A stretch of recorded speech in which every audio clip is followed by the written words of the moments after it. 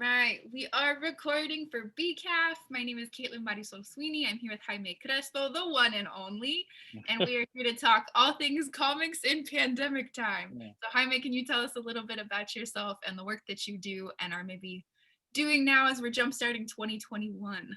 Sure. Thank you for that introduction. I'm glad there's only one of me, and I'm sure everybody else is happy about that too.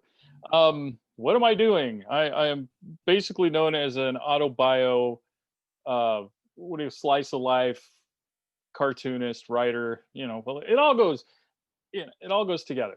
And I'm still working on my graphic novel that I thought I would get done within 5 years, and it's getting closer to 10.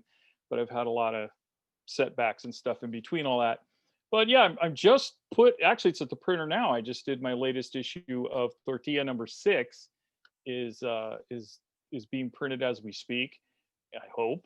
I hope the guy's doing it. And it's going to be 28 pages instead of 24. And yeah, they're all autobiographical stuff. And that's what I kind of been working on, that and autobio stuff. I do throw in fiction every now and then, or even historical stuff. I remember I've done stories on Divorcio Vasquez. I did, well, I can't even, I'm spacing right now. But in a nutshell, that's what I do, and I do all the writing, the drawing, the penciling, the inking, the making the coffee, the drinking the coffee, all of it, all of it. And when we last spoke, which was in August for Sol-Con, which obviously Right. turned virtual as all of the cons did, we talked a little bit about just what that looked like at that point in time, which felt sort of like a more transitional time of everybody adjusting to sort of like, doing more things through social media, doing all of these cons and things online. And I'm curious for you and thinking about how the fact that time has somehow passed between August 2020 when we last spoke and now being January 2021 at the time of this Mhm. recording, just how maybe your opinions to things might have evolved or just changed as you're kind of thinking about what these last few months have looked like for you as a creator who, arguably at this point has probably found some more, I guess, stable places to land, hopefully, in terms of figuring out how to do this stuff as we're Yeah. going into this like what feels like this next phase of pandemic time. So where are you at, or how are you feeling about this like all virtual life and existence that we've got at this point?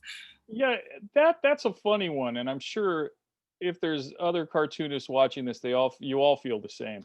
It's when the shutdown came, I call it the shutdown, but whatever, the pandemic we had to go in. It wasn't all that much of a change in a lot of ways, because if you're working a lot, you're in your studio, which is in my home. So that part didn't really change too much, except for going outside and doing the things I was doing before.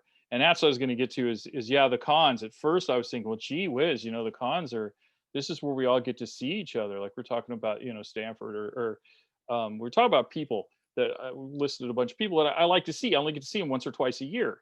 Like at this, like the BCAF or BAC. God, I can't keep anything straight. Uh, I mean, I'm this close to calling my son by a different name. I'm just so bad. Um, but yeah, just rubbing up against other folks and seeing people and looking at their work in person and talking about it in person and getting all excited and throwing our hands around as we're talking, and I miss that. And the cons too, because that's it's not a huge amount of my income, but it does count, especially these days, because we're all getting stimulus checks or whatever. I do miss that little aspect of it too. um, and meeting people that actually want to know about my stuff. And I'm still shocked that wherever I go, I always meet somebody. There's at least 2 to 3 people who go, "Oh, I remember your work when you did such and such, and I always wanted to meet you." And I'm like, "Oh, that's great, So you don't have a life either, woohoo!" Um, but I miss that. I just miss the contact with everybody. That also makes me think about how we've talked a little bit in the past about social media and the highs and the lows of, our attention sort of being all like this. Even with, I'm just thinking about the fact that, street noise in the background, it feels like there's always something that's happening, especially Right. now. We have sort of no, I don't know, with cons, it almost feels like you're contained in that space for a good amount of time that some of the outside world stuff kind of drifts away. Right. Something that I've noticed that you do on your social media is do a lot of those kind of blast from the past posts of, different strips that you've done in the past. Mhm. And I would love to know sort of why that's been something that's really come to the fore with some of how you're navigating this like virtual space that we're in. But I also noticed that you'll sort of use your online presence to also kind of pay tribute to like influential like athletes and creators and folks that you really admire. And so I'm just curious about sort of how that element of your life, of your social media profiles, have maybe tried to extend or stand in for some of what we would normally do in cons, but might be doing so in kind of a different or more unique way. Okay, I look at that. Good question. I actually look at this two questions. The first part, yeah, the comics I am putting online now, and I'm calling them web comics because I understand that's what they're called now. And but they were all hand drawn but colored on Photoshop or something I'm really lame at. And those I did. I used to have a strip. I probably said this before. The last time I had a comic strip, it was in 14 weeklies, I guess, around the country, and those are them, and it's from the late aughts, I guess they call it, like 2006 to about 2011, maybe 12, somewhere in there is when they were running. And as I said earlier, I've moved 4 times, so I'm going and looking for stuff in these bins, and oh wow, I found a whole stack of those. So I picked a bunch of them, scanned them in, and you know found them and threw them on there. I also found stuff in my hard drive. It's like, oh, that's where those are. So magic. And so yeah, I put those up just each week just to have something out there and kind of stay connected. I actually wrote now some new 4-panel comic strips, which I haven't done in years. So I'm planning on doing a few new ones to kind of mix and match in there so they aren't all from like 2008 or whatever. So that's that, answering that question. The other one, I think I've already forgot what the question was. Oh, the presents, right? All the video and stuff. I started doing a vlog almost 2 weeks after the shutdown in March, naively thinking that this will only go a month, maybe two. So I did a daily. I just thought, and I was trying to, trust me, it was self-serving in a lot of ways. It was trying to take my mind off of what was going on, but also maybe 2 or 3 other people out there would be like, yeah, and so it's not hard. I go on unscripted, and I think that's pretty darn obvious. But I always have stuff going on in my head, and it started becoming, yeah, well, this everybody knows I'm a cartoonist, so this cartoonist influenced me, and this person, and then there's new people I wanted to show their stuff, and just trying to turn other people onto things. And music, as I told you, I used to be a musician. Now it's a hobby, and I still love playing instruments and listening. So I did that. Anyway, just to take your mind off. Occasionally, though, I did have, and I will throw down a statement about what's going on because I'm angry about it, or just really trying to get other people's opinions, or anyway. So that's kind of why I did it now. And then now I'm once a week. I'm every Monday morning. I come in with a cup of coffee and do a weekly, and then I'm done. So so Mondays are the vlog, Wednesdays are the webcomic. I think they're great. I was watching some actually just before this, and something that really stuck out to me is that we don't get a lot of human interaction right now in this virtual space that's not exclusively about like the what I'm selling stuff, right? Obviously, I think that everything is tethered to like these are the things that I'm doing, this is the cool stuff I've got going on. But something that I appreciated and that I was like realizing when I was watching your YouTube vlogs is how nice it was just to hear you talk about things and just be like, here's Oh, how my day is. Here's this cool thing. I'm going to talk about my glasses. And it was just like so refreshing because ah, it made me really reflect on how many of the social media posts that I do see right now, whether it's from like a corporation or even from some creators, right? A lot of them do boil down to like, this is the thing that I have coming. And it, I think in some ways has really interfaced with how right now, since so many of us are at home, we're getting a lot, even like more messaging almost of like, here's all the stuff that you can like buy or distract yourself with or see or do or right. whatever. And it was just like so refreshing to be like, here's another human person who like I would like to see in human form. And I'm getting an update that like is sort of adding this like nice degree of routine in a bizarre way to this time that otherwise feels like can't be scheduled. Right, I think they're right. wonderful. I really, really enjoy them. Oh, thank you. So it's you. You're the one. Awesome. I think a lot of us who are like sort of the recluses who are like, I'm craving being around people, but I'm also not mad about being home. It's like these vlogs are speaking to. Yeah, yeah. I was named by my my ex-wife. She used to call me the gregarious loner. And it's true. I groups make me nervous. And you've seen me at cons, I'm pretty cut up and funny and fast. That's because I'm really nervous. And I'm good, you know, in that realm in a way. I'm better one-on-one, and I'd rather be alone or one-on-one.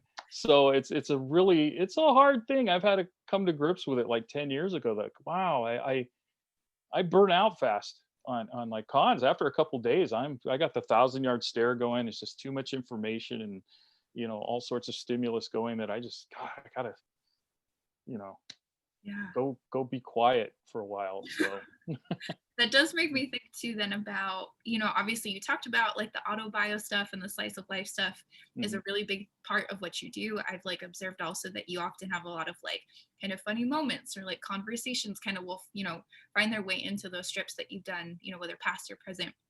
And I'm curious, because you are at home, as we all should be, right? Just sort of how you're navigating then what creating looks like, if sort of your prime inspiration has sort of had to evolve a little bit in the sense of not having sort of that, I guess unbridled access to sort of daily life just happening yeah, in your eyes.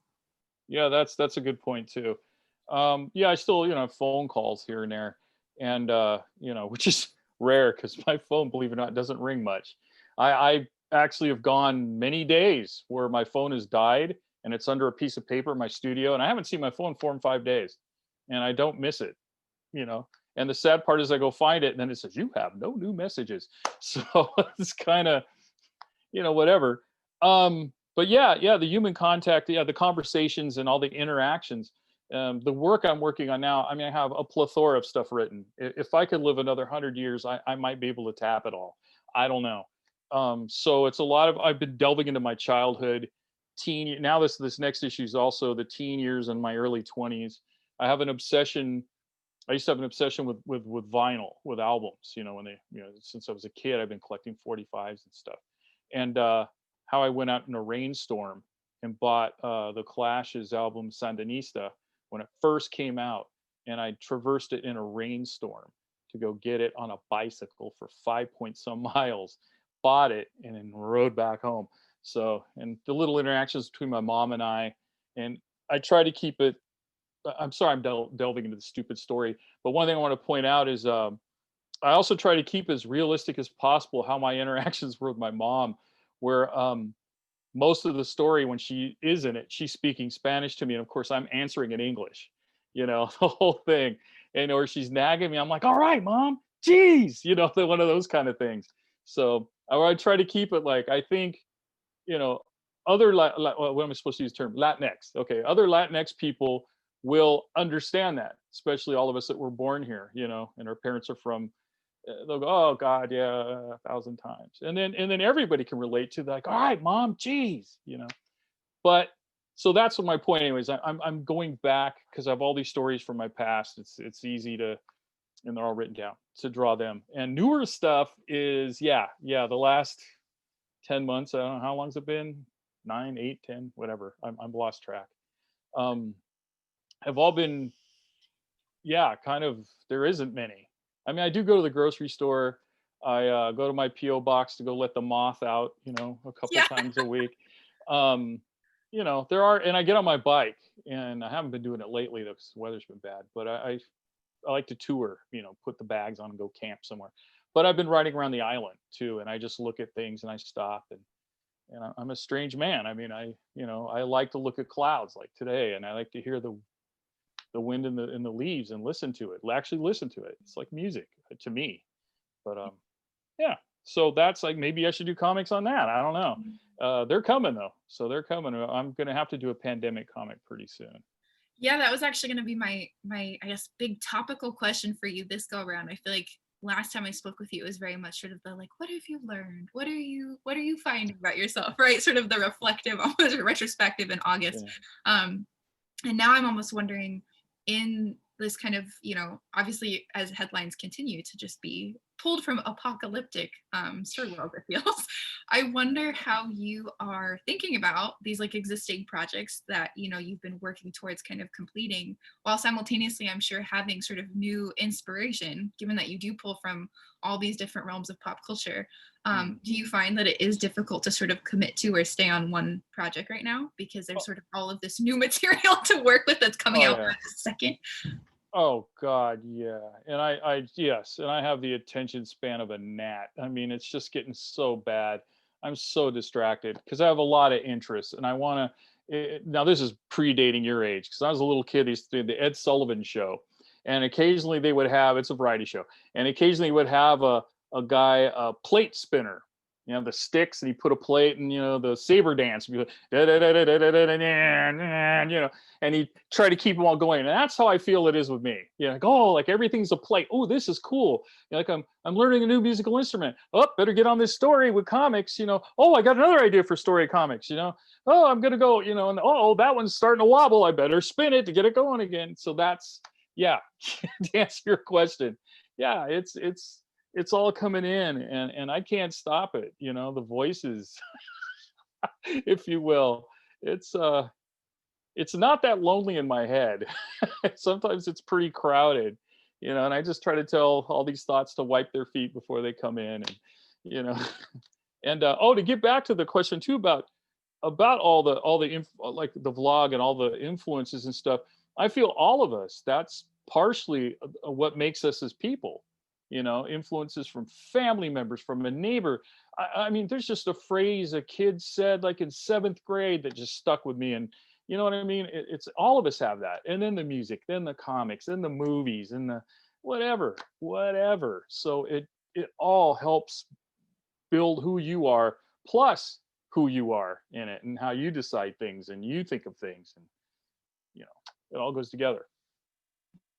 I think sort of then to have my sort of last big retrospective question, because I feel like I've got to have one, right? Before this, sort of like, where does art fit into these things? Now I feel like sort of what I'm really curious about is, given all of these different projects that you've worked on, but also just sort of how you're thinking about these different times of your life concurrently, which I think is so fascinating. I wonder, when somebody engages with your work, wherever they're coming in, whether it's through the vlogs or the strips or whatever it might be, what do you sort of hope somebody will walk away with, or sort of what do you kind of hope or envision that takeaway to look like? I'm really curious, since you are such an eclectic creator, and as we talked about, like obviously creating across different modes like music and other things as well. I'm so curious about sort of what you hope that this like wide breadth of really amazing and dynamic work brings to folks, especially right now, as they're perhaps kind of looking for that, you know, that enjoyment, or also just the fact that like it's nice to talk with you, because I feel like I always laugh a lot when I talk with you, and so that's like joyfulness that comes from talking about stuff. I'm just really curious kind of what your hope or sort of your takeaway that you're thinking about is for people. Yeah, that would be its connection. Definitely connection. It's you know, on one level, some stories, some have been out, some haven't done, or I have stuff drawn, I haven't even published yet, that are will connect, say, with brown people, you know, other Latinx, or you know, where I'm half Native American, believe it or not. So you know, Native people that you know could kind of see it, you know, and say and be represented in a sense, but they can connect to it. But also in a bigger realm, what I'm trying to do is connect just with people, just in everybody, because at the end of the day, we're all gone, and if you didn't get cremated, you're in the ground. We're all just skeletons. We're all just bones. You know, we're all the same. So it's kind of connecting with that you know, people, you know, not species, not you know, it's us. So but I'm trying to keep the balance of both, because yes, we're all the same, we're all human beings, but there's all those little subtleties and differences, you know. So you know, I mean, when I first came up, I was raised in a predominantly black neighborhood. You know, the few people who weren't black in the neighborhood were brown, and we got bused to the white schools. We did all, you know, and that informed me as I was coming up, because then I eventually moved. By high school, I was like in predominantly white communities in school. I was at a white school for one semester. That was interesting. And it really, you know, that, but it gave me another perspective too. So you learn, man. You just learn the whole way through, and it's the connection. You start seeing the similarities and the differences, and you can celebrate them both at the same time, I think. Beautiful. And then as we close out, Jaime, where can the people find you so that they can get all of this beautiful connection and just, wonderful time with your content as we continue to live in this pandemic? Okay, even in the pandemic, where can they get my stuff? Let's see, you can go to my website, which is corntortillapress.com. That's corn tortilla press, all one word, .com. And you can go, actually, I'm going to work on it after I'm done with this. I got to do a couple of things. I'm also on Instagram, as occasionally I throw stuff on. Oh, well, like the weekly comic. And that is, what am I? Oh, the_real, REAL_comics vato, and comics COMIX VATO. And I'm also on Facebook, Jaime Crespo, and on Facebook. So yeah, there you go. And you could see all my shenanigans there. Beautiful. And thank you so much to everybody who is watching this for BCAF. We appreciate you, and we hope that you're safe and well, and we hope that 2021 is a better year than 2020 at the very least. Well, I tell you, man, we're already 5 or 6 days in, and I'm already thinking of 2022. But yeah. Oh, and lastly, YouTube, because that's where I do YouTube. Yeah, is Paz Vato, PAZVATO. So it's like peace, man. But yeah, Paz Vato is, I'm also in there. But yeah, thank you, Caitlin, and thank you everybody at the BCAF and for having me on here. And it's always a pleasure. I can't wait till we can all hang out again, and you guys can see me nervous and running around being silly. So